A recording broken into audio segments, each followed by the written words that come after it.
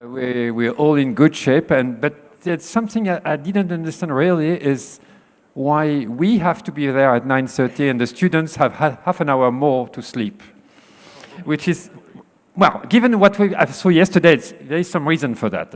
They were probably, more active than we were ourselves, but still, okay. So maybe you will see some students coming in a coming minutes. Once they will be ready, they will be here. Okay, so just presenting myself, I'm Christian Lermignot. I'm the director of one of the schools of PSL, Paris Sciences et Lettres, the university in Paris, part of EELISA, and I will be chairing this session just to make sure, because I know that you have already some comment, we were very careful to be sure that we had a real gender balance between the member of the panels.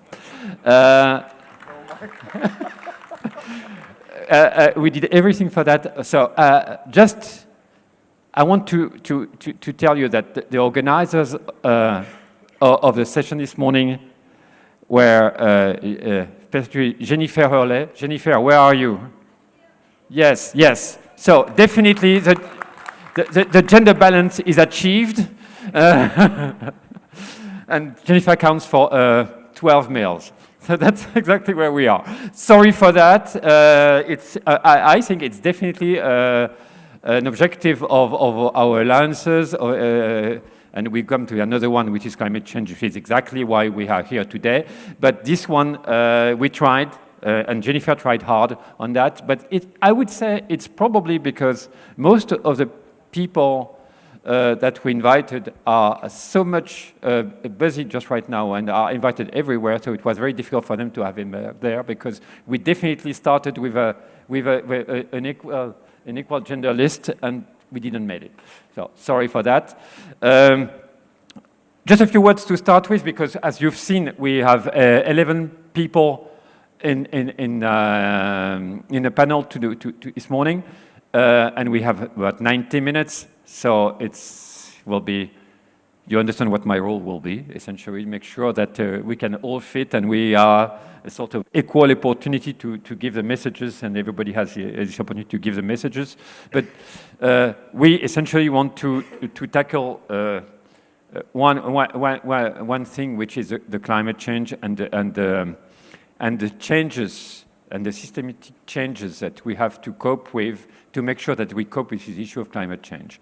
And I think this climate change issue is basically something that the municipalities, the institutions are really, now taking lots of understand the urgency and taking lots of measures to cope with that. And on the other side, we have, academic institutions who are trying to understand what needs to be done, started with, the diagnosis and understanding why, where we are, but also what are the solutions, and try to work with, local authorities, ministries, governments, to make sure, and other institutions, make sure that we definitely put in place the right solutions. And I think, and we do all think, that, by the way, that the alliances of universities, as they are these sort of trans-European entities,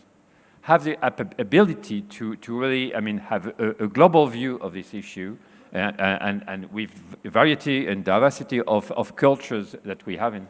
And we can definitely share and develop a real large-scale view of what should be done. And this is something that we're going to be talking this morning, is how these alliances could help in all the institutions and all the people involved in these climate change issues, and how can they help to develop solutions on that. So we're going to start, basically, the panel will be split in two parts. One will be more the institutional actors that will say what they have to cope with, which type of issues they are trying to cope with, and what are they doing. The second part will be more on the academic side, and academic institutions and alliances, is how can we help, and hopefully there will be some common things. And that's the objective, is at the end of the day, there will be some probably actions where we can meet and say, definitely we can work together on that. And that's what the objective is today, is trying to figure out what can be done. And if we can identify a few more areas where we can definitely work together, that would be a very, very good thing. I mean, you know, for example, that the European Union has put together, particularly within the missions of Horizon Europe, I mean, some actions around that. There is this EU mission called, 100 climate neutral and smart cities. And I think definitely it's the type of missions where we all together could work together and make sure that we have solutions. So let me start just right now, because I already spent too much time talking, and I'm reducing, I mean, the minutes that you have to be using yourselves. So we'll start, first of all, on the institutional side, and I will ask to, the members of the panels are just on the list of it, but we're probably going to go exactly in the order which is on this list here. So we're going to start with Razvan Nicolescu, who is a member of the EIT governing board, and will tell us from the EIT point of view what he has in mind. So Razvan, up to you.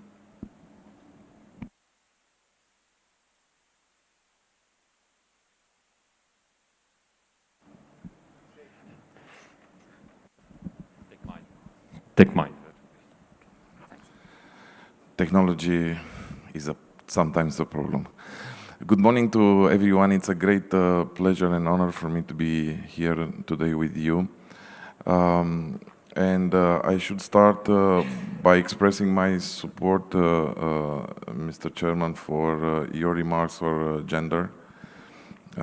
If I'm not mistaken, even the name of the organization was given by a woman, one of the first woman engineer, EELISA Amfirescu. So with the next occasions, it's important to have a better gender balance also on the stage.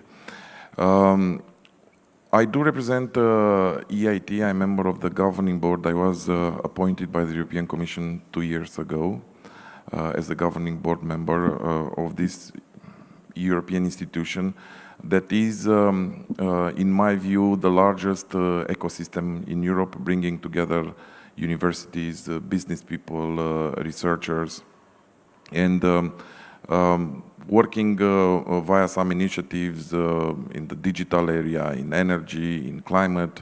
I'm mentioning the three that I supervise directly in the board, and trying to create an impact for Europe. Climate change is, in my view, the hottest topic faced not only by Europe, faced by the entire world. And of course, in order to tackle effectively the climate change, we need the proper technologies able to help us. Recently, I've made an analysis with some of my colleagues from EIT, and we concluded that the world has probably 80% of the technologies needed in order to achieve the climate goals decided in Paris some years ago. So we need 20%, probably we need 20% more. Maybe we need some improvements in the transportation area, so we don't have yet a robust solution to the traditional fuel in the transportation. It could be something linked to hydrogen, it could be something linked to second generation of biofuels. It could be a combination between them, but here it's a lot to work and to improve.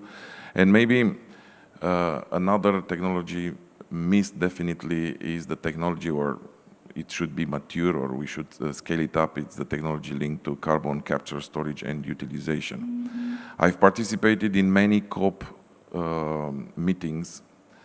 In Glasgow, I was in the delegation of the European Union, being responsible for the dialogue with India. So as we all know, The main polluter in the world is China, and then there are the United States, third India, the fourth is the European Union. So my conclusion after a consistent dialogue with the Indian colleagues is, without this technology of carbon capture, storage, and eventually utilization, it's very, very difficult to achieve the carbon goals, carbon reduction, CO2 reduction goals, especially in India and China. So here it's a lot to be, in my view, it's a lot to be improved. Coming back to technologies, and here the universities, I think, can help a lot. It's important to have technologies, but it's equally important to have people trained and reskilled and capable to use the technologies. And here I think the gap in Europe and around the world is much, much bigger than the gap of the technology missed. So we need to train millions of engineers, we need to reskill millions of people able to use the technologies required for the fight against climate change. And here the roles of the university and the coordination and the exchange of views, I think it's extremely important. So one big concern that I have is linked to the capacity of Europe and the capacity of the world to train as I said, the required people. A second big concern, and this is a personal concern that I have, it's very important in this fight against climate change, it's very important to cooperate around Europe, but also around the world. I don't see a big appetite for cooperation these days at the political level. So universities cooperate, people cooperate, researchers cooperate, but at the political level, we talk more and more and more about competition, global competition, about bipolar world, multipolar world, I don't know which type of worlds. We talk about confrontations. We are in we are at the border of the European Union. There is a military conflict. So we talk about conflict, confrontations, competitions, and we don't talk enough about cooperation. Or if we want to succeed with this fight against climate change, we need cooperation, and the political leadership should be there and should be effective in bringing the required cooperation. Also in terms of the use of technologies, and this is something important, and I keep saying it. So the fight against climate change, we are in the middle of the crisis. Yeah, in a crisis, we should show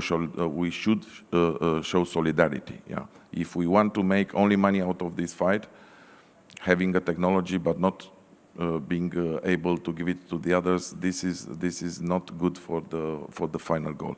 So it's a lot, as I said, it's a lot to be improved in terms of political cooperation at the global stage. Let's hope that this event in Dubai will bring something more than a PR exercise.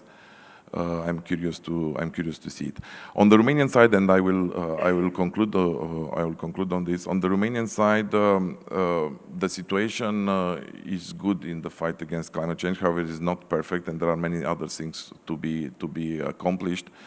But Romania in the European Union is the country with the lowest emissions per capita. The lowest emissions per capita in the European Union. It is the number 4 in the world in decoupling the economic growth from the evolution of the emissions. So we managed to have an economic increase with a significant decrease of the emissions. So number 4 in the world is something amazing in my view.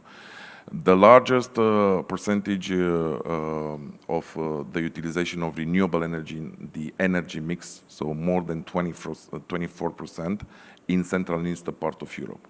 And the only country with a goal to achieve 35% by 2030. And I think the goal will be met, and we'll probably have around 40%. So the perspectives are good, and this is great for a country which was recorded more than 150 years ago as the first oil producer in the world. Yeah, so it's an interesting journey from the first oil producer in the world to the lowest emissions per capita, or number 4 in terms of decoupling the economic growth from the emissions. So I wish you, because I promised to you to be also to pay attention to the time and to be a good example, being the first one. I wish you a good debate, a good conference, and I look forward to seeing that your cooperation bring benefits to the European and the global fight against climate change. Thank you very much for inviting me. Thank you, Razvan, for these points. Surprising. I mean, the fact that we already have 80% of the technology gives a feeling that we almost have everything in our hands. It's just, I mean, trying to apply this technology that's missing. And it's probably something we have to really think about, is how do we do that? And I understand also the big responsibility you put on universities to make sure that we're training the right workforce for the future. And then we will maybe talk again about what's happened in different countries. But I mean, the example you've shown of Romania is interesting too, and how to cope, I mean, at the same time, growth and to make sure that growth can be CO2 neutral, at least. Okay, that's good. So let's move to François Croquette. So, okay, we heard a little bit about Romania. What happens in big cities? What happens, for example, in Paris? Bonjour à tous et à toutes. Merci beaucoup, Christian. Quelques mots en français dans un pays membre de la francophonie. But thank you very much for inviting us to talk about how we do things in Paris.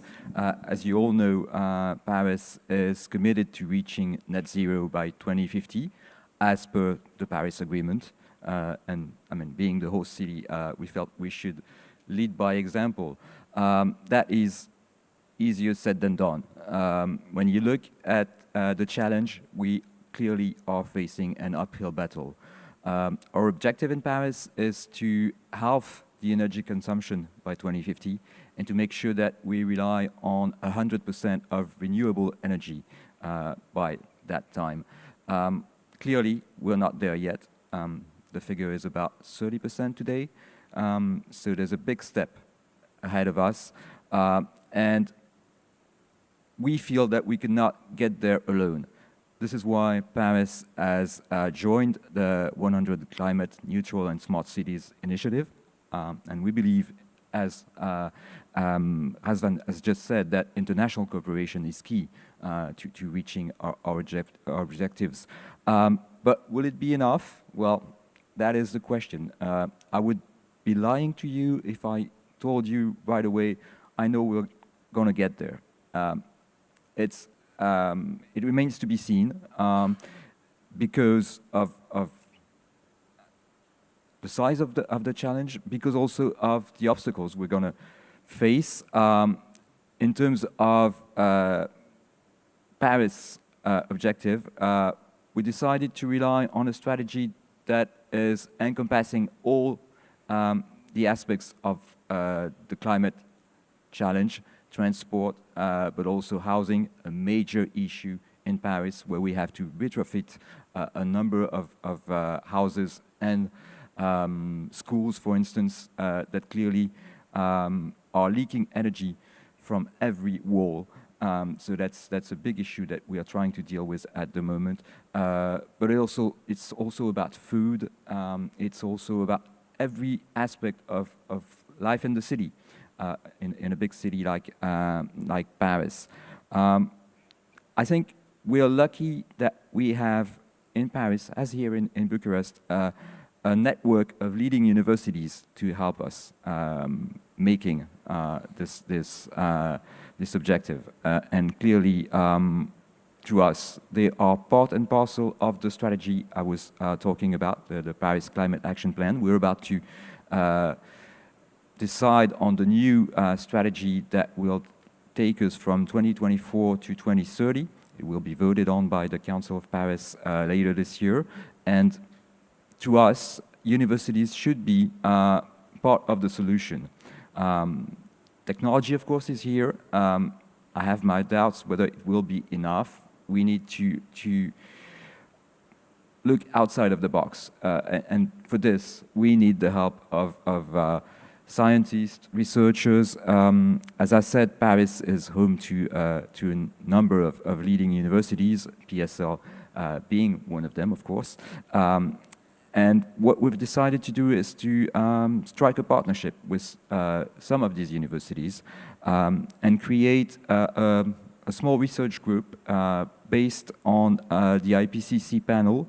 A number of climate scientists in Paris are members of the IPCC. So we've decided to work with them, create this joint unit, which is led by Robert Votard, who was, until recently, the head of IPSL, not to be confused with PSL, so that's Institut Pierre-Simon Laplace, and who is a senior climate scientist. Now, of course, co-chairing the first working group of the IPCC, but he has helped us with his colleagues to create this group that will produce a number of research notebooks by next spring on issues relating to climate science, but not only, on how to apply the science to a city like Paris. And this is where I feel we should work together. Obviously, Paris has got a number of data, for instance, that scientists can use, and we would welcome any of their new ideas program to test them in real conditions in a city like Paris. And so this is what we've committed to doing. And we've just started this. There's a lot of hope on our side in this kind of partnership because we need the science, not only the hard science, I should say. This is about systemic change, so we need to work with arts and humanities as well, and this is something we have said right from the start. So if we're going to talk about systemic change, this to us should be self-evident that we need to work with universities, and we are committed to doing it. We will keep doing it with universities in Paris, but also all over Europe. And to conclude on this and keep the time, I should just say a few words as we are here in Bucharest, a few 100 kilometers from Ukraine. That Paris has been right from the start in support of the Ukrainian people and the cities of Ukraine, especially the city of Kyiv, which has been granted the status of citizen of honor of the city of Paris. We've held a number of meetings with our colleagues from Ukraine to talk about resilience, and they are the ones who are teaching us a resilience lesson. So I just wanted to say that today, because of what happened again last night, we think about them. Thank you very much. Thank you. Merci, François. Thank you for these words, and I think we all agree with what you just said. I mean, definitely, I mean, the resilience of the Ukrainian people is tremendous, and it's an example for all of us, so I agree with that. So we talked about Paris. You mentioned, I mean, the need of universities to help, I mean, in real, make sure that, I mean, what we imagine being solutions are reapplied and whether that works. I think behind that probably there are a lot of data that could be also useful for other cities. And even if not two cities are equal, I mean, they're all different, but still it's important to see that. So we see what's going on in Paris. What about Turkey? So I would ask to Professor Halilas Hazar, who is Director of Climate Change at the Ministry of Environment, Urbanization and Climate Change in Turkey, to tell us what's happening on the... Thank you, Chairman. Good morning, everybody. First of all, I would like to thank EELISA Consortium for inviting me and giving a chance, opportunity for this talk. Yes, actually, before Turkey's statements, I like to give some information about the global station, because I joined the United Nations as well the climate summit 2 weeks ago in United States as well. And we have a big problem.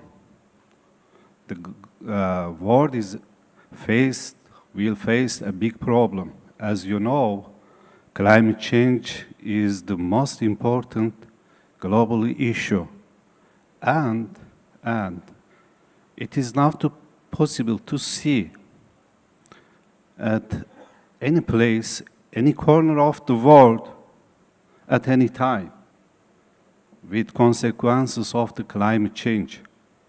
So when we compared the situation with pre-industrial period, we can see the size of the problem. Because the intensity of greenhouse gas emissions in the atmosphere has dramatically increased and reached to 420 ppm. 420 ppm. And also everybody knows the Paris Agreement. We believe the Paris Agreement. Turkey believes the Paris Agreement will be a solution if we consider the articles, all articles. And for example, the Global Carbon Project estimates 380 billion tons of CO2, carbon dioxide emissions budget remains to keep warming below 1.5. It is which is target of the Paris Agreement by 2030. So we know every year the world releases about 60 billion tons of carbon dioxide into atmosphere. So that means we exit the target temperature within 8 or 10 years. That means the next 10 years will be all humanity will be able to face a big problems. So the average global temperature last night is approximately 1.1 degrees Celsius. This value is a dramatic situation in Mediterranean zone, Mediterranean climatic basin. It's already achieved to 1.5 degrees Celsius in Mediterranean. Also, first speakers, Mr. Nicolas told us, the Romania release low carbon dioxide to atmosphere. That doesn't mean Romania cannot face and don't face any consequences of the climate change. That's a big problem because our planet, climate-related disasters with devastating effects have increased significantly, dramatically in the last 2 decades. And do you know, more than 90% of the disaster is coming from the climate change. More than 90% of disaster. That means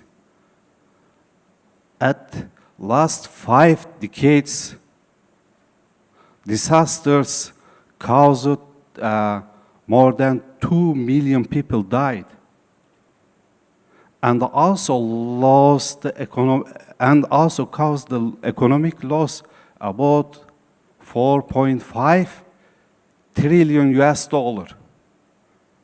And also, first speakers Mr. Nicolas told us about the technology, especially carbon capture. That's okay, we can find a solution, we can discover the carbon capture technology, okay, no problem. But how we can store the carbon dioxide we catch? I think the big problem is about the storage. And also, on the other way, I would like to highlight the small island countries. Small island countries. They are losing their land. And they want to take lands from developed countries because they think also if we consider the historical responsibilities, you can see the developed countries has a big responsibilities about the climate change problems, issues. For Turkey has just responsibilities about the budget, global emissions, 6.5 per thousand. That means less than 1%. That means just less than 1%. But we have faced many kinds of the disasters related to climate change because my country is located in the Mediterranean zone. And last year, within just 1 year, we faced about 2,000 disasters resulted from the climate change consequences, effects. So it is not time to discuss this point. We have to find solutions because the warming, our planet is not warming. Is not warming. General Secretary of UN told is the time is boiling time. The world is not warming, just started to boiling. It is a reality. And also another key point is related to adaptation. Let's assume that we ended all emissions. You cannot prevent all consequences of the climate change because we have a big volume of the emissions and we need time to adapt. So in this case, universities and the scientists can find some solutions about the adaptation. Yes, thank you, Professor Hazard. May I ask you? I thank you. Sorry for that. And I agree with you. I mean, I think the issue is definitely global, and it's not. I mean, we have to fight in each country against these issues, but I mean, it's a real global problem. Right? What's going on in Romania? I mean, from definitely, I mean, local authorities and Cyprian Ciucu, you're a mayor of one of the districts in Bucharest. So how things are going here? What are you doing?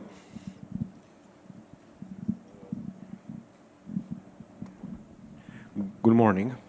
Thank you for inviting me here to this conference. I'm Ciprian Ciucu. I'm the mayor of District 6. District 6 is in the west part of Bucharest. We have around 400,000 inhabitants. And now you are in District 6. I'll try to address from the local authorities' point of view, exactly the name of this panel, the theme of this panel, which is how we can better work together in order to tackle from local level climate change. Of course, when you're talking about climate change, you're talking about things that are on the global agenda. But most of the problems can be solved if you have action at the local level. As you know, 75% of emissions, and I'm talking especially to carbon dioxide, are generated by cities. And of course, even people are talking in New York about sustainable development goals, and this is high on the agenda of European Union also. Without concrete action at the local level, these targets are impossible to be achieved. Maybe it's a big word, but kind of be at least tackled.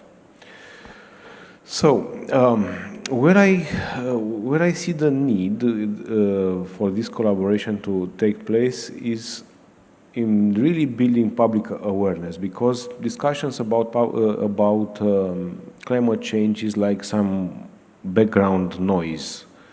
Of course, we get to different events, conferences, talk about climate change, and continue doing business as usual.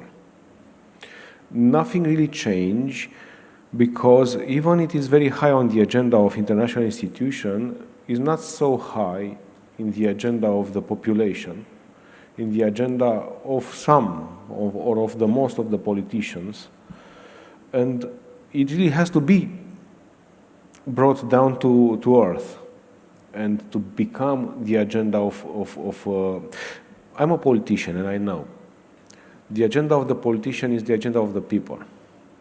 So if he's not on the agenda of the people, it's very hard to be on the top of the agenda of a politician. I'm talking about transportation, I'm talking about housing, about how do you design your policies and how courageous are your policies and measures. And they are not one of the most populist. By contrary, they are anti-populist. If you are talking, and if you are asking people not to travel or use very much individual transportation means, automobile cars, and direct them to public transportation, even if it is good, it is not a very smart thing to do as a politician. And of course, the universities are addressing the young generation, which is great, because it is very important to build this awareness. But let me be very, very specific on the case of Romania or Bucharest. Now we have this ideological movement, very conservative here in Bucharest, which is saying basically stop building everything, stop development. Any new development, it's a bad thing in itself. There are political parties here in Bucharest advocating for this, total stop. Of course, there are historical reasons for this, because it was this uncontrolled development. But in order we are not regulating to be very good regulated and very well addressed, but we are stopping it. What is the effect? You can't stop development. Of course, development and climate change actions, they are kind of opposite. More development, less more climate change. More development, more climate change. Of course, the role of university is to bring in the technologies and provide data and help us to design policies in order to mitigate development and climate change. But this new ideology, which stopped basically development of Bucharest from 3 years now, is generating uncontrolled outputs. The development is transformed in sprawl. We are not building in Bucharest, but the business environment also continue to build outside of Bucharest, outside of our control. And as you know, if you are building on vertical, not on horizontally, but vertically, it is much more efficient from the energy point of view. And you are engineers and you can confirm this. I'm not an engineer, too bad for me. But you can contradict me, or you can, because, for instance, if you're developing housing, big housing project outside of Bucharest, people are going more and more use individual transportation, because you don't have a very reliable, outside of the Bucharest, reliable transportation network. So in Bucharest, if you are building in Bucharest, they'll use public transportation, which we have. And is more efficient, like 30 or 40% this type of transportation outside of Bucharest. A second example. On a big block with many apartments, it's more efficient to be for heating system. The heating system is more efficient than an individual house or a very small house outside of Bucharest. What is the need?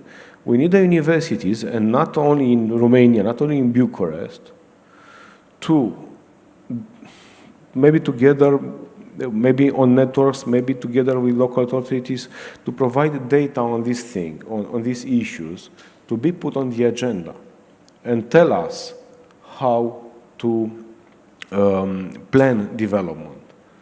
Because if you are not planning, development is going to be happening anyway. Yeah, it is going to be happening, but not directed, the word is not controlled, but, you know, to be more rational, to be evidence-based, to be planned. And this is the main point where I think that common action, in order to provide us and give us backup data for us to basically design our cities for the future, be more friendly and more efficient with the environment. Thank you. Thank you. Thank you. I think what you're saying is probably has some links with what François was saying before. I mean, basically, I think the big cities have to share experience, share data, and see how, I mean, they can get to some common understanding. So I think on that point, there should be an agreement. Maybe there should be also more collaboration and more work together. Now, there is another point, the first one you mentioned, which probably will, there will be some reaction on that, is basically what you're saying is, I mean, this climate change issue, I mean, politicians are always asked to do something from that, and you're saying, well, politicians are essentially doing what the people want. So if the people doesn't want it, it's not us politicians that will do it, which means that you universities, you have to educate the people so the people can be willing to really have actions on that, and then us politicians will take the measures. It's not exactly what some people are saying outside. So it's a real problem here that has to be, I mean, and I would be very willing to hear universities on that and how will they react to this type of understanding. But we're going to talk about that later. Yeah. I'm not saying that we politicians should be followers and not leaders. What I'm saying is that our efforts can be better sustained with some little help from, you know, universities, which are a very important stakeholder in this. I'm not, of course, if I want to do on long-term policies, I have to be re-elected, and my margin of action is rather re-elected. Of course, I'm taking a lot of unpopular measures, but good measures for the environment. But I can do it up to a point. If I'm not going to be in the office next year, those policies will be stopped and not continued. And that's why more and more actors, not only universities, have to be part of this this campaign to have it high on the agenda of the population. This is what I'm saying. I agree. I was a little bit provocative on that, but it was also to get some reactions from the other side of the panel, which probably we will get. I'm sure they will be. Okay, but I agree with what you said. So let's move to another part of Romania. And we were talking about Ukraine before. We're just getting nearer from Ukraine here. Yes. So you, Ionut Puceanu, as mayor of Galați. Galați is right? Yeah, it's almost good. Almost good. Okay. So how you react on that? Thank you for having me. It's a pleasure being here with you, discussing matter of important things, not just in Europe or in Romania, but worldwide. So what I would like to reinforce about the subject, the early subject that I heard, is that for sure the politician has, I don't think that they have the power, but they had to try to change the people agenda. For sure they have to try. But I wouldn't stay on the university level, because this is just the highest level. For sure they have to provide, as I heard, and in my opinion, the universities has to provide the other 20% that we don't have it right now. So hopefully that with a lot of research we can do that. But I would go a little bit back. When I'm saying back, I'm saying for the kindergarten or for the elementary school, because I think that is the point when you can put something in people's mind and to grow with it.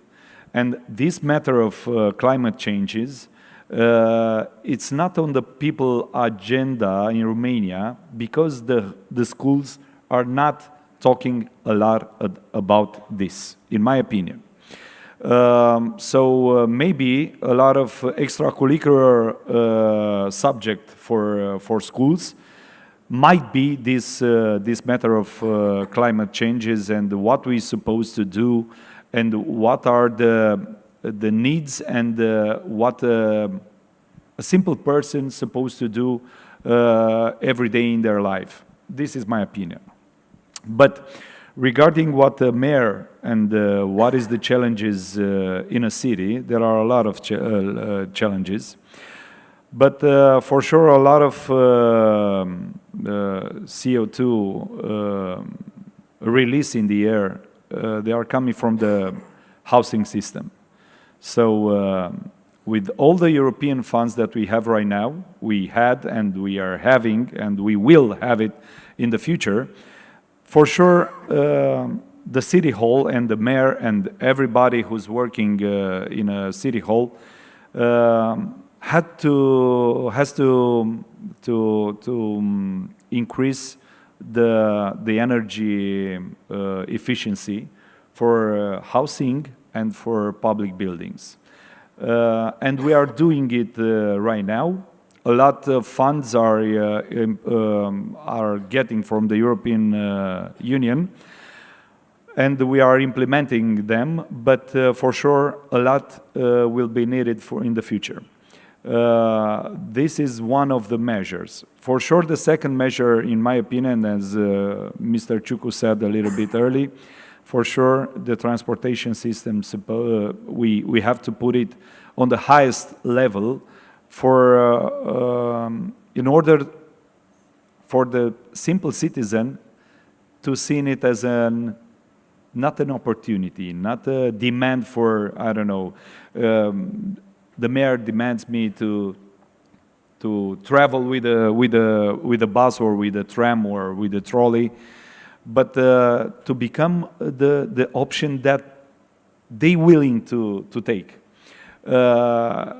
And when we are speaking about this, for sure, you have to have a modernized and a modern transportation system. That means that you have to buy a lot of buses, new buses, electric buses, a lot of trams.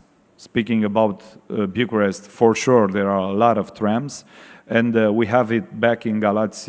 We have trams, we have trolley buses, and we have buses. Until now, we managed somehow to cover around 60% of what we need by having all new cars, just new trams, just new trolley buses.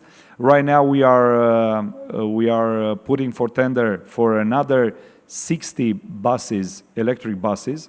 With these buses, we are covering everything that we need right now. For sure, in 10 years from now on, the one who will be the mayor of Galați City had to change these buses. A lot of trams, right now we are getting another 10 trams, and I think we covered everything that we need for trolleybuses. So this is a measure that the mayor is supposed to take, because transportation system is one of the biggest polluter in a city right now. Another thing that we have to implement is this charging stations for electric cars.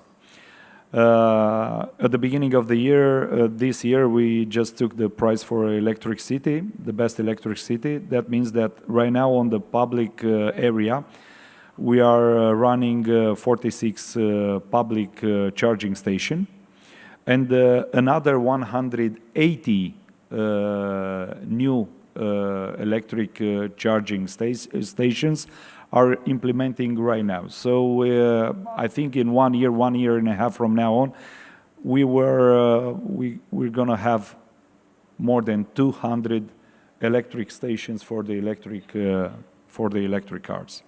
And last but not least, we have to plant a lot of trees, and we have to transform a lot of unused spaces for reshaping them, and to give these places have to be given back for people. A lot of funds supposed to come for this. In this moment, there are not that much money for this issue. Hopefully, we will get in the close future a lot of amount of money for reshaping our city. And these are the simple measures, in my opinion. What I didn't tell you is that Galați City this year is the city with the cleanest year in Romania, and the 21st in Europe. That means that these simple measures are the proper way for us to transform our city in a cleaner and a better place. Thank you. Thank you, Jan. And I think what you said, both of you, in fact, is the idea is that we have to take measures, and you as mayor could take measures, and that works. And the idea of stopping any development is maybe not the right thing. For sure. And it's better to try to figure out which measure you can. And there is the issue of acceptance by the population, and we're talking about transportation means. I mean, people will just give up taking their car only if the transportation system is good enough, and that has to be worked out. And there is I think, a place where maybe universities could help also is try to understand what will be, in terms of human sciences, for how can we increase the acceptance level for this type of measures? What can we do? And sure. Another area where definitely university could play a role too. Okay, so thank you. And we finished with I think what the needs are, and from local authorities and governments on one side. And let's go back to now universities. So you heard, the issues. You heard, the measures that people are taking to try to cope with that. So how you react to that? And I will first of all give the floor to Sorin Kostri. Sorin, you are the president of UNICA. UNICA is a set of universities involved in big cities. You heard what big cities have to say, and how they try to cope with issues. So, from all the universities in the alliance you're responsible for, do you think you see common features and common actions that could be done? And do you think we can definitely try to work together between big cities and big universities to get to some solutions here? Yes, thank you, Christian. And first of all, thank you for the invitation. In a sense, without being schizophrenic, I'm representing two things, and I am the linkage between two parts. And let me explain. As Christian said, I am the new elected president of UNICA, and UNICA, it's a university network formed out of 56 universities based in the capitals of Europe. And that's important. It has 33 years of activity, so it's not a new one, it's one of the largest and the most powerful networks. The office is in Brussels, and now the role of our network is to provide communication with all the actors. And by actors, I mean, of course, we are working closely with the European Union, with the European Commission, with the European Parliament, but also just because our universities, normally the largest comprehensive universities in the capitals are based in the capitals, we are working also with the national governments and with the local governments. And now the capitals, as the cities, they have a different dynamics. Just because the national government is there, the whole thing is changed. Most of them, as we heard from Paris, and Mr. Croquet was very clear, it's a different problem to have a large capital city with migration, and even drug consumption is different there than in other small cities, in comparison with other cities which are not capitals. What we have done, we have established many working groups, of course, on research, on education, but we have one special one, UNICA and the city. And here we are organizing 2-3 actions per year, going all around Europe, and trying to address this kind of challenge. For instance, Mr. Ciucu told us that we are discussing now about climate change, and it's wonderful. But it's not the agenda of people. And that could be and should be our task, to work together with the authorities and to see how we can put it on the agenda of people. We had an idea, so we should put it and going through our students. Well, we should put it much earlier, as you said, because for our students we have programs. And now I'm switching to my second hat. In CIVIS, and CIVIS is an alliance from the first wave, as ELISA, and I think if we are not the largest, we are one of the largest alliances.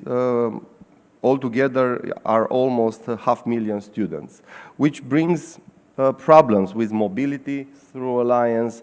Most of the universities are also based in the capital cities. And here we have established an MA program. We are working on it, exactly dedicated to sustainable development. And we are trying to work with local authorities, and hence the name of CIVIS. I mean, one of the main actions and missions is to have civic engagement. I mean, besides the traditional one, to teach and to research, to have this civic engagement. And here in CIVIS, we have two main ways of addressing societal challenges. We have 5 hubs, and one of it is called Cities, Territories, and Mobilities. And here we are trying to bring expertise and to discuss the problem relevant at the level of local authorities. And also we have what we have called open labs. And open labs, we are financing this kind of project. And just because we don't have time, I'm just reading the title of few projects, and you will see that they are relevant for this discussion. Done here in Bucharest. People and the Trees, Learning Content Accessibility Center, Science for Resilience, Science for All, Traveling Laboratory, Urban Lakes micro scouts. Now, I am also very happy that we are not just focusing with regard with climate change only on technology and pollution and this kind of stuff. We need technology, but technology is made by people and hopefully for people. So we have a lot of other problems, and Mr. Croquet mentions that we need also humanities and social sciences, because we have ethical implications, we have political implications, and of course social implications.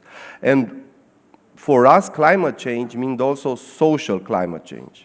And I think that the role of our university is also to protect us against various viruses, not just COVID. We work wonderful together with some problems, but we did it. But we have also other viruses. We have populism, we have extremism, we have nationalism. And here, for instance, now we are in a very natural environment for us to discuss, to see how we can collaborate. But don't forget that at the border, 500 kilometers north, it's a war. We had an unbelievable action at the beginning of the academic year. A party came to a university in Bucharest, the distributing flying, saying, don't go to any university anymore, enroll in the party. We shouldn't tolerate that. So my message is, in order to work for climate change, and pay attention to the social aspect, and also we should defend our normality, because climate change doesn't mean only the material change. It means that it will affect also the people, and we have to pay attention of the people. So overall, I think that we have all these words on our agenda: digitalization, green transition, resilience, integration, and we have to work together in networks like UNICA and in alliances like ELISA and CIVIS and others to put together professors, which means expertise, students, which means the future, and local authorities at most, which mean our daily problems. And if we are going to have on the agenda climate change, with the social climate change issues as well, I think we'll be in a better world. So thank you. Thank you, Sorin. I think we're getting into some issues here. Definitely, we're all saying we don't want to go backwards. We don't want to stop everything and just look behind now for our future. That's what we say. But we say also we need to make sure that people are together with universities, with local authorities, are working in the same directions, and we have a responsibility. From what I heard, you do accept what our mayor was saying, that universities need also to take their share of responsibility in educating people and in educating. And I think here we have to go more from the analysis point of view, where most of the universities usually in social science are getting it. We analyze how people react, but we need to go one step further now, and probably not only how do people react, but how can we make sure that things are putting on which actions we have to implement. And maybe universities should be also be involved in defining these actions. Julio Lumbreras. So we going to another part of Europe. I mean, this time you're going on the Spanish side, and you are. So if I'm just learning, you were an ex-member of the EU Mission Board on Climate Neutral and Smart Cities, the one we just quoted. I mean, a couple of times already, and you are leading the implementation on the Spanish side. So tell us what you think. Thank you, Christian, and thank you for the introduction and coordinating the panel. So I would say that the university is a key actor on, as you were saying, so we've been talking a lot and we know the theory and we know what we have to do, but it's time to act. There is also lots of people that were saying this, and I think the university is a key player in this actionable role now. So I think if we come back to the essence of the university has three missions, right? First, research, so we can align our research to solve the local problems, and we need this and to develop science-based policies, as you were saying before. So align research. Second, the second mission is educate, so train our students. So we need to engage our students to solve problems. So, and that's the idea of EELISA, right? It's an alliance where students would be at the center transforming their environment. So research, education, but not only students, also workers. Somebody talked also about reskilling and upskilling, the need to develop new skills, and I think university can play this role with the local actors. But the third mission, maybe it hasn't been very developed, and I think it's very important, the idea of transforming society, right? Not just researching and teaching, but also influencing and transforming society. And I think here there is two main ways of working. One is through the university facilities, because in the end of the day, we are universities in a city. We are almost a city within a city, right? You were talking about the universities in these capitals. In our case, at UPM, we have 40,000 students, around 50,000 people working in our university every day. And I think it's the same here in Bucharest and in others, right? So how can we walk the talk? How can we, in our universities, really transform our systems, transform our heating and cooling systems, how we can transform the transportation system in our universities, in our campuses, how can we transform the food system, how can we really deliver, you know, a different way of food, and also the other way, and I think we can transform society, or we can, you know, collaborate on this transformation, is the convening power of the university. So we are probably the only actor that is able to bring all stakeholders together to talk, because we have a reputation, we have legitimacy, and different stakeholders trust on us, right? So we can bring to the university private companies, social organizations, the municipalities, national, regional governments, to talk together and to work on solving problems, right? So this convening power is the other thing, I would say. But that's theory, right, probably as well. So we all know we need to do that, right?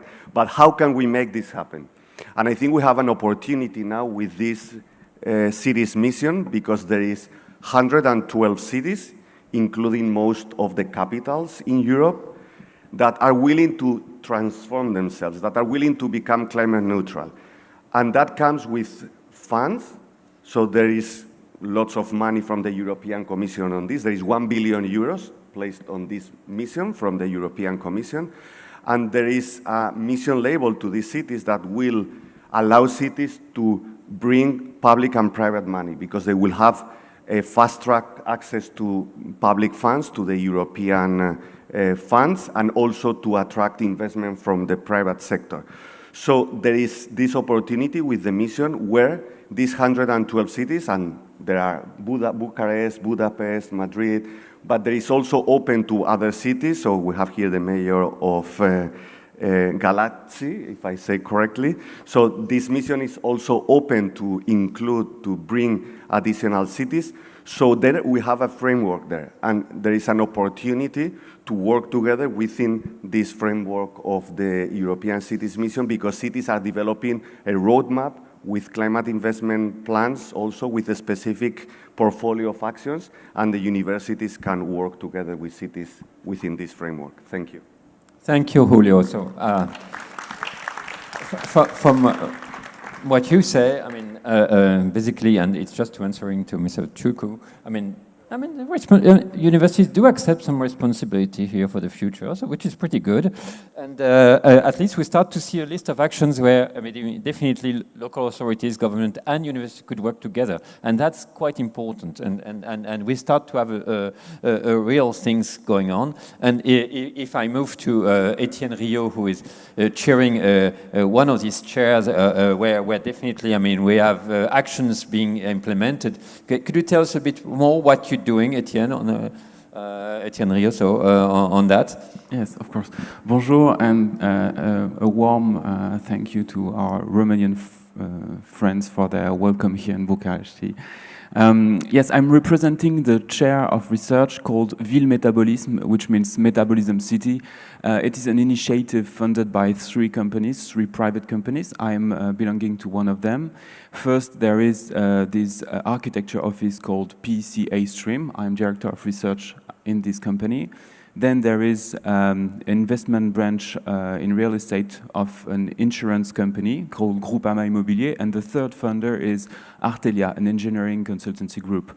And so the three of us are representing one of the branch of the way of making a city today in France, and we have this partnership with PSL University to fund this research chair with a wide range of expertises from different scientific fields, because we believe that if we want to tackle all the climate change challenges, we have to address in a different way the way we understand the problems. And sometimes we need people from physics, chemistry, biology, life science, but also from sociology, anthropology, history, to come together and to understand in the same way the problem we are facing. So this is the general objective of the research chair. Then we have to put it into practice. So more than fundings, we also provide real case studies. We will allow researchers, students, PhD candidates to go on the site, to go on the ground, starting with a very iconic first field, which will be the historic axis of Paris, starting from the Champs-Élysées Avenue to La Défense Business District.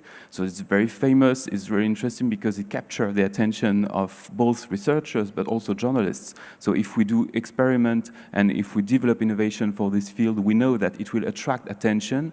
But then we will balance this field with another one, with a middle-range city. We are currently in an ongoing process to define it. And we want to replicate the methods and experimentation we will do on the Champs-Élysées Avenue, for instance, to another field of study that would be perhaps more derelicted, more difficult to address.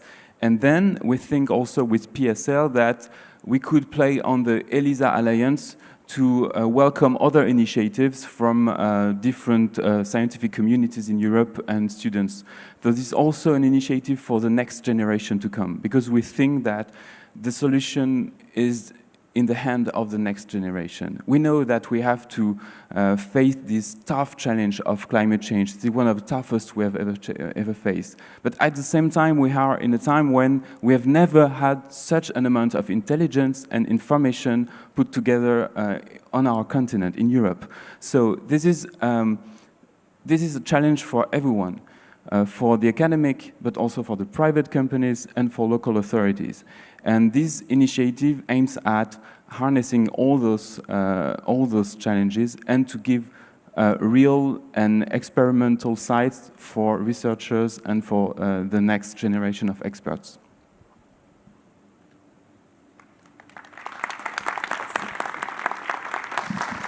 Thank you, Etienne. I think what you're doing is another example of that can be done, and it's important to definitely see that. I mean, there are lots of things that can be implemented.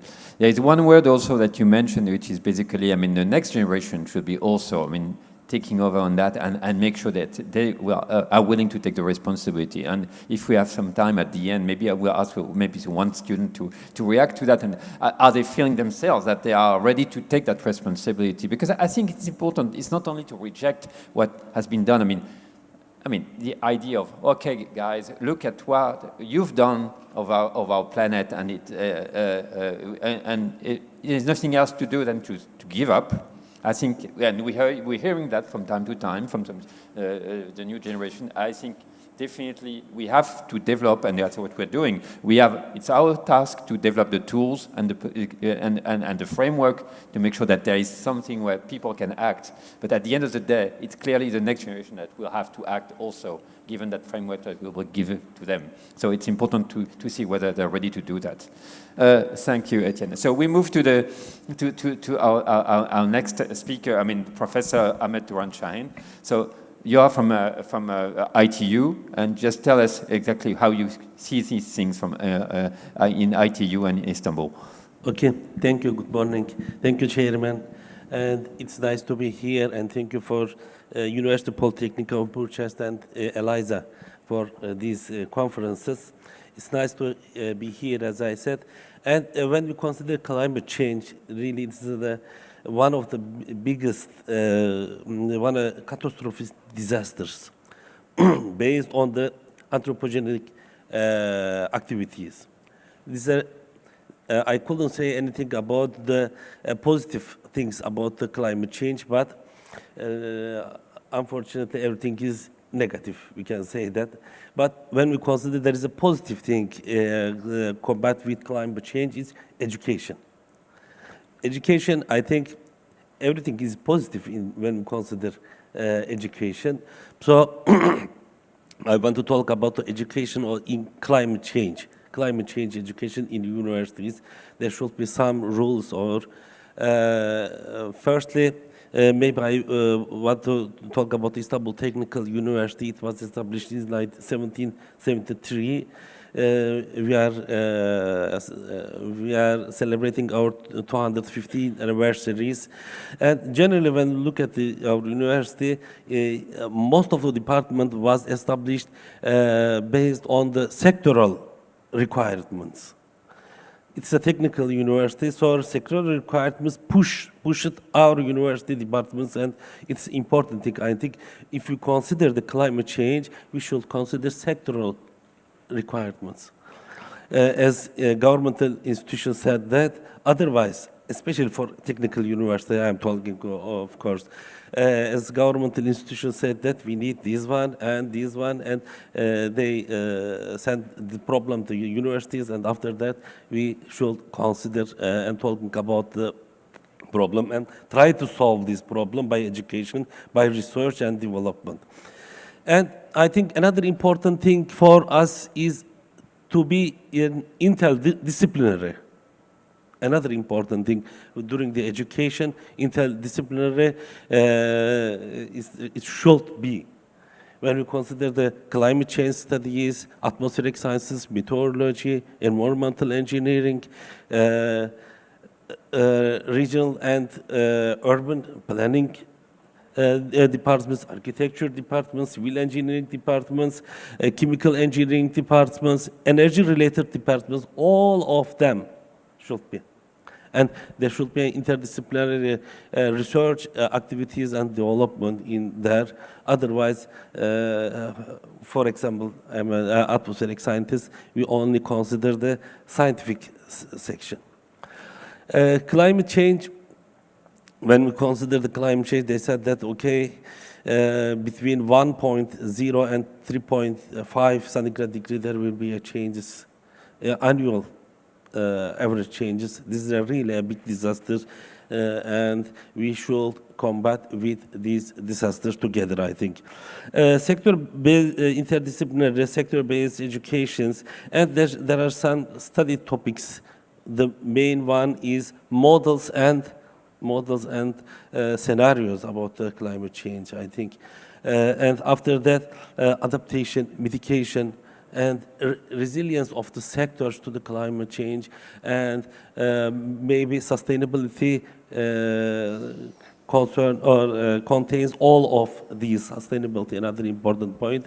It's a good news for ELISA. I think here in Istanbul Technical University, we have started the sustainability education program in Master of Science in this semester. We have started, and it's based on the ELISA process. Approximately 100 Master of courses have been selected. all of these courses are interdisciplinary courses in Istanbul Technical University. I think this semester we have accepted our students for related to sustainability. And when we look at the PhD and master thesis, it's important, I think. It's an important point in here to collaboration with sectors, I think. Really, it's very important because most of the students are master and PhD students are working on governmental or private sectors, bringing their problems to there and solving this problem depends on the climate change problems. When we look at the Istanbul Technical University, master and in 1990s they have started master and PhD related thesis. They completed master and studied master and PhD thesis until now. Approximately 240 master thesis has been completed and 54 master thesis, PhD theses are completed.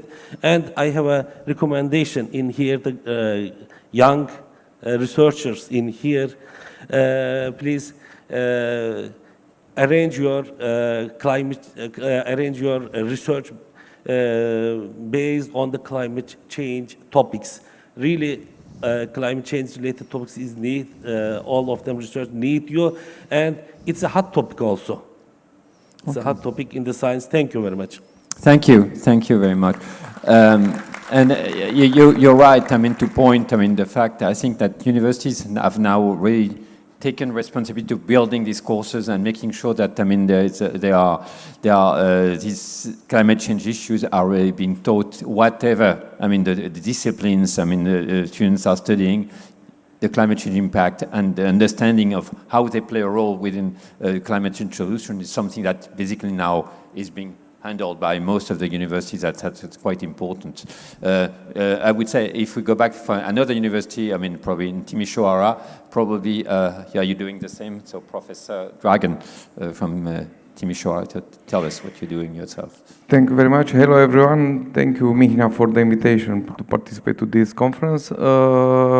First of all, before I will speak about UDRES, about our Alliance of European Universities, I will speak regarding my perception on climate change in Romania, because was speak before. In my opinion, now the public speech regarding climate change isn't important in Romania because there are other problems and was other problems in the society, and because we don't have very obvious problems regarding climate change in Romania. And because of that, the politicians and the administration will address the problems for the citizen, and if the citizen don't perceive that climate change is a problem for Romania, the problem will not exist. But in my opinion, the good news are then that the young generation are more involved and know more regarding climate change. Maybe not from school, I agree with the mayor, but from the internet and from the connections to the other countries from Europe. Because, for example, in Plenary University, I'm sure in other universities too, I see that young generation push us as, in fact, to go to this subject of climate change. For example, in Plenary University of Timisoara, we have from this year a master in circular economy, because it was a need from our students, from our bachelor students. So this is very important, because the young generation will change this subject in Romania. Of course, my generation, our generation, didn't discuss on this subject, because the problems of Romania, I don't know, in 2000 was different. And the public speech regarding climate change wasn't in Romania. So this is my opinion regarding what we have in Romania now, and I will connect with what we have on UDRES. UDRES is Alliance of European University. The first version was based on 6 universities, one from Romania, Plenary University of Timisoara, one from Hungary, Austria, Latvia, Belgium, and Portugal. And was added 3 other universities, one from Finland, one from Germany and one from Netherlands, from this 2.0 version of the project.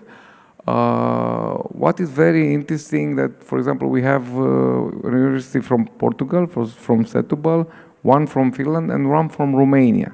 This is a triangle with a very different perception regarding climate change. One is the situation in Portugal. Maybe from between Portugal to Romania, of course, is a long distance, but the perception in some cases could be similar. Of course, between Romania, Hungary, and Austria could be very similar, but in Finland is different. But what is the advantage of the project? That we organize in every of our university a corner regarding circular economy, in which stakeholders discuss with our students, with the professors, in a process of co-creation, physical and virtual, in which we discuss about circular economy and about some solutions. And more important is that we have some boot camps organized in the country near one of our universities from the project, in which students from our universities with teachers propose solutions for not wasting food or circular economy, software application, and discuss regarding these subjects, because it's very important to have the perception of the Europe. And finally, I want to address something said by Sorin. Yes, I agree that we need humanities regarding technology, but maybe in Romania, the public speech is we need more humanities disciplines than we need, in fact, because we have to address technology.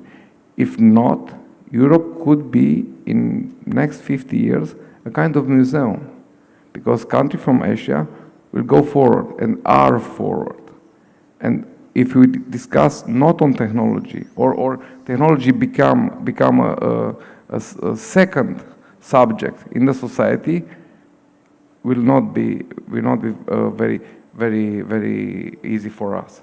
So this is my perception from Timișoara, but from Romania too. Thank you very much. Thank you. Yeah, well, you can answer. Yeah, very briefly. No, I said we need exactly humanities and social sciences to discuss about the impact. I mean, to put it even more on the agenda. So, yeah. Thank you. No, you do agree, in fact. Just one thing which bothers me a little bit with what you said, because I think it's probably true, and we have a responsibility here as academics. We heard from the local authorities that sometimes, and from politicians, that sometimes they have to listen to the people, and so the people have to be educated. But we also consider they have some responsibilities leading the things. And as university, what I heard is that we are listening to students, and they want more climate change. So we will do it. But I think we should also have some type of responsibility, and you should be ahead of them sometimes. And maybe we're not enough. Yes, I agree with you, but there are different perceptions regarding on generations, in my opinion. In some cases, the young generation is more connected to some problems over the global problems than us. And in our discussions, we could in fact learn more from them. And in Polytechnica, we are in a partnership. I'm sure in every university this kind of partnership in which we listen what are their needs. Because if we propose a master degree, not important for them, it's not important.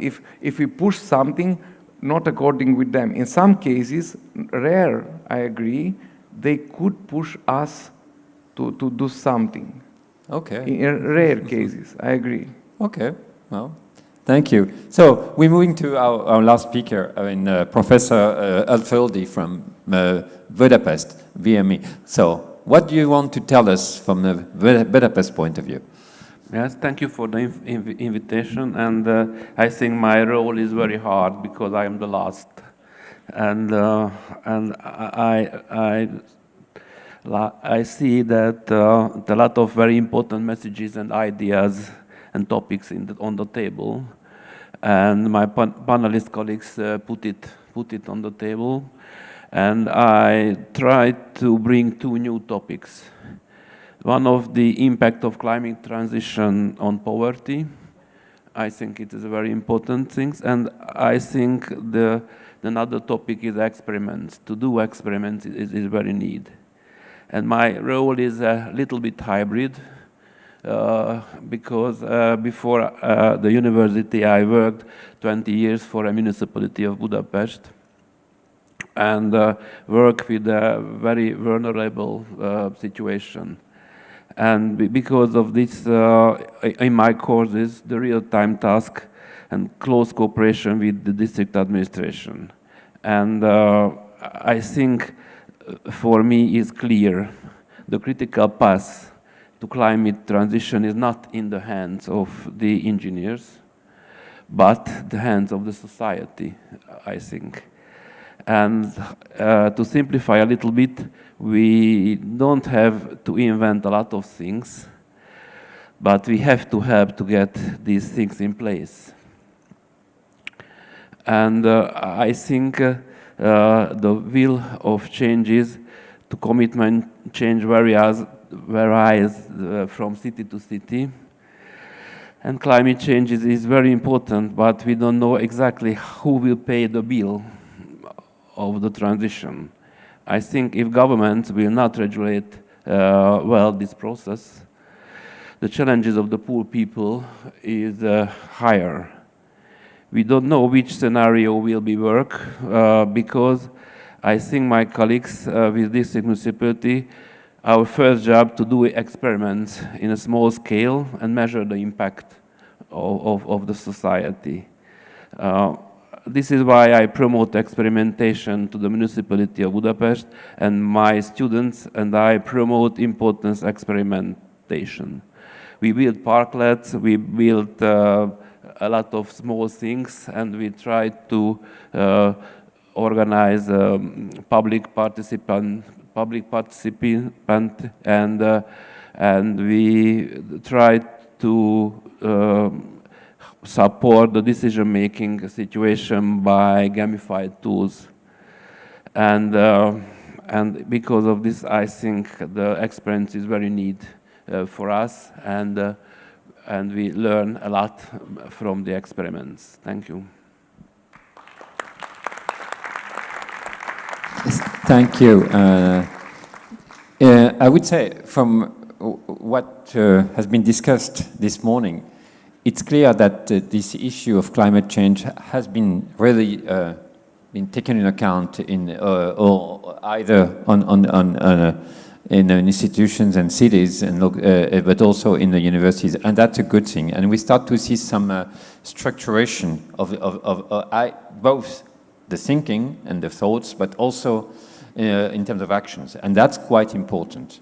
So I would say we got the feeling, listening to all of you, that things are moving.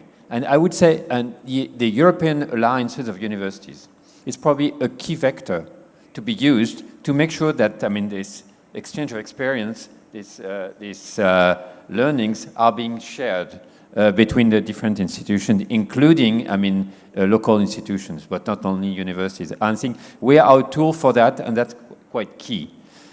Before we close the session, if we can, I promised that before, but if we can have one student reaction to what has been said.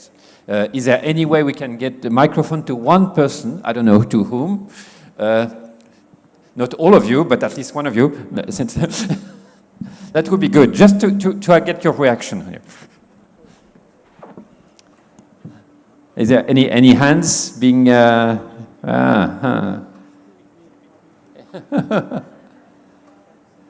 So, nobody wants to react? No, I'm sure you will. You are supposed to be the actors of tomorrow's, and you will have to really take this problem in charge. So, are you willing to? Oh, we have, okay.